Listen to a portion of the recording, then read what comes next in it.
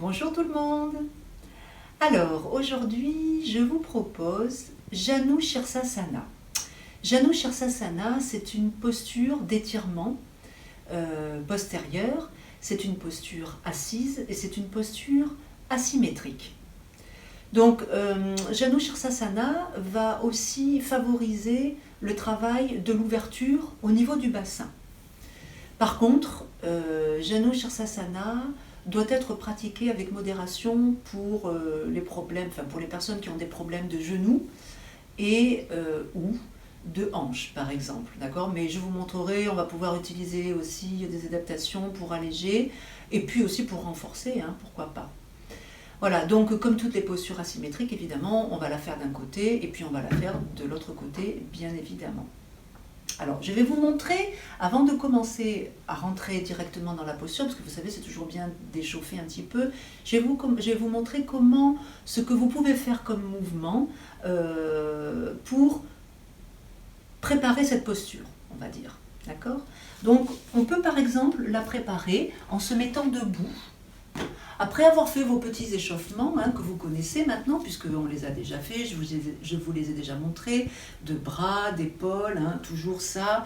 Inspire, vous pouvez, puis expire, vous ramenez ces petits mouvements comme ça, puis des mouvements d'épaules, ça c'est toujours bien, de faire des petits mouvements comme ça avant de commencer. Les mouvements de tête aussi, sans bouger les épaules, vous gardez la respiration libre à ce moment-là, comme ça. Voilà, donc ça c'est des petits mouvements que vous pouvez faire toujours avant de commencer une posture. Ensuite, spécifiquement pour préparer Janu Shirsasana, cet étirement asymétrique, vous pouvez faire ceci. Vous pouvez faire la pince qui va préparer donc l'étirement postérieur. Alors vous pouvez préparer la pince de façon toute douce en faisant soit inspire et expire, on s'enroule. Et on expire toujours par le nez. Alors vous pouvez déverrouiller les genoux bien sûr. Ici, inspire, on étire bien le dos. Expire, on relâche.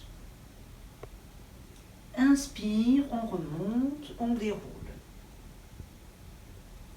Ok. Ça, c'est une première possibilité de préparation avec la pince, avec Uttanasana. Ensuite, vous pouvez faire la pince plus dynamique. C'est-à-dire, inspire, expire, on étire bien les bras devant, les fesses à l'arrière, et on descend. Là où l'on peut. Là aussi, on peut plier les genoux, vous le savez. Inspire, vous remontez, et par exemple, vous faites en dynamique. Expire, inspire. Voilà, vous pouvez faire ça le nombre de fois que vous voulez. 2, 3, 4, 5, 6 fois, pourquoi pas. Vous pouvez aussi préparer, après avoir fait la pince par exemple, continuer la préparation avec une posture asymétrique aussi qui s'appelle Parshva Uttanasana. Donc Parshva Uttanasana, on peut partir comme ceci, on ouvre un pied, on fait un pas en avant, on remet le bassin bien devant, comme ça, on axe bien, on bascule bien le bassin ici, et là, inspire et expire, on descend. Puis inspire, on remonte.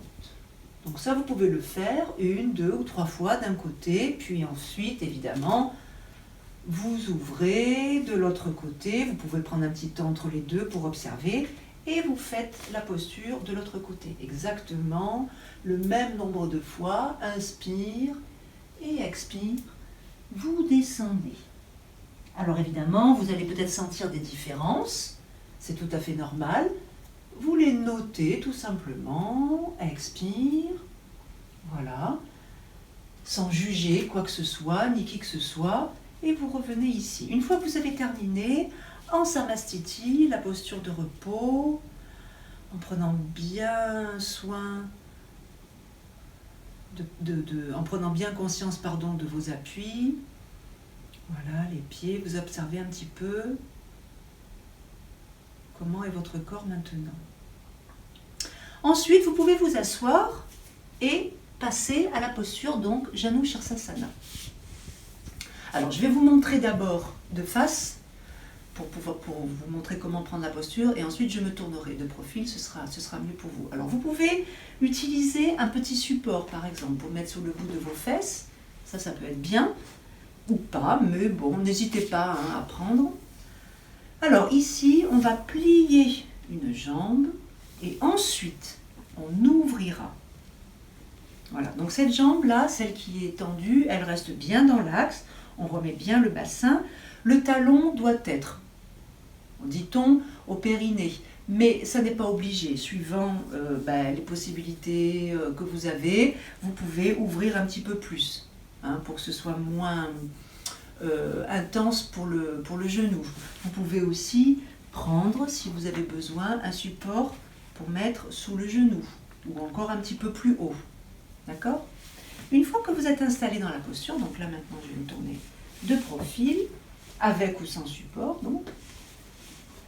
Bon, je vais le garder puisque je l'ai pris et que je suis bien dessus. Une fois que vous êtes bien installé dans la posture, vous partez avec le dos bien droit, le menton en jalan d'Arabandha, légèrement penché sur la poitrine. Vous inspirez et expire, vous descendez comme si vous vouliez poser votre ventre ou votre poitrine sur votre cuisse. Donc vous descendez bien évidemment là où vous pouvez. Expire. Inspire, vous redressez la tête, le dos. Expire, vous pouvez relâcher. Ou alors, vous pouvez enchaîner, plus dynamique. Vous choisissez ce qui vous convient le mieux. Quand vous avez terminé, vous ramenez la jambe et vous dépliez. Vous observez quelques instants la différence entre les deux jambes et vous refaites la même chose et le même nombre de fois exactement de l'autre côté. Toujours en notant les différences qu'il y a d'un côté et de l'autre.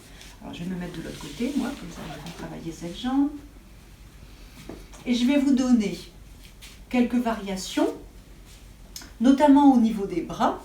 Vous pouvez très bien garder les bras le long du corps. Inspire et expire, vous descendez, comme ceci. Inspire, vous remontez. Vous pouvez aussi attraper, poser vos mains derrière votre crâne comme ceci. Et à ce moment-là, vous allez plutôt chercher l'enroulement. Inspire et expire.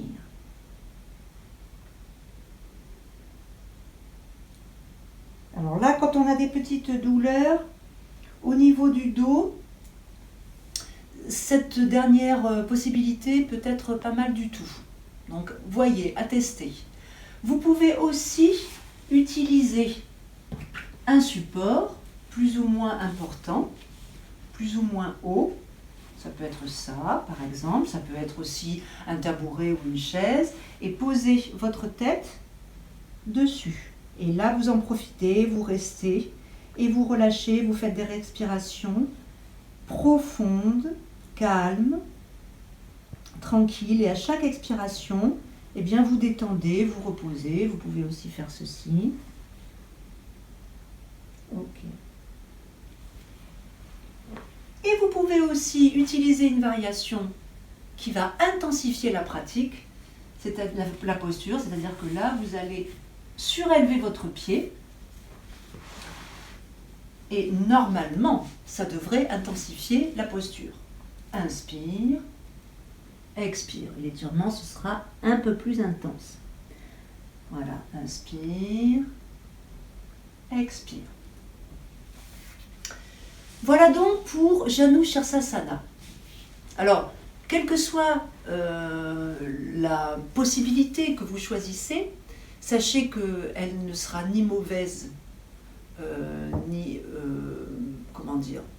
fausse. Elle sera celle, il n'y en a pas une qui est mieux ou moins bien que l'autre, c'est ce que je veux dire, c'est qu'il y a la posture et l'adaptation qui est juste pour vous au moment où vous pratiquez. Soyez vigilants aussi si vous décidez de pratiquer Janu Sirsasana, qui est plutôt déconseillé pour les personnes qui ont des hernies discales, comme en général toutes les postures asymétriques, ou alors allez-y vraiment de façon très très douce, en mettant des adaptations, des coussins sous les genoux, et en descendant très très peu. Voilà. Ensuite, vous pouvez contre-posturer en faisant, par exemple, la pince, c'est-à-dire ceci, et vous restez un petit peu comme ça. Inspire, vous remontez, expire, inspire,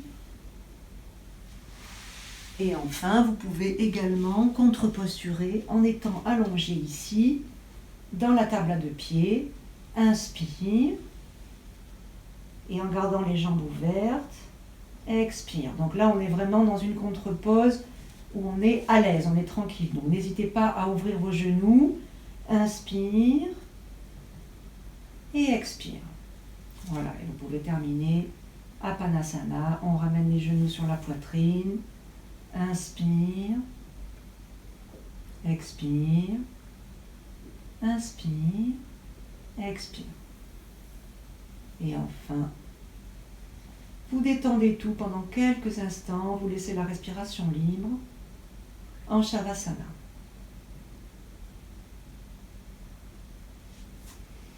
Donc là, vous restez le temps que vous voulez. D'accord ? N'oubliez pas, relevez-vous par le côté, c'est toujours mieux. Soyez toujours prudent, toujours vigilant. Si vous avez mal quelque part, que vous avez une douleur pendant que vous pratiquez, vous arrêtez tout de suite. C'est que quelque chose n'est pas juste, c'est que ce n'est pas le bon moment pour vous de faire cette posture-là. N'hésitez pas à me poser des questions ou à faire des commentaires, si vous voulez des précisions. J'y répondrai si je peux, je ferai tout ce que je peux pour y répondre, mais n'hésitez pas à le faire, et puis voilà, et on se retrouve très rapidement pour de nouvelles postures. Je vous remercie. Namasté.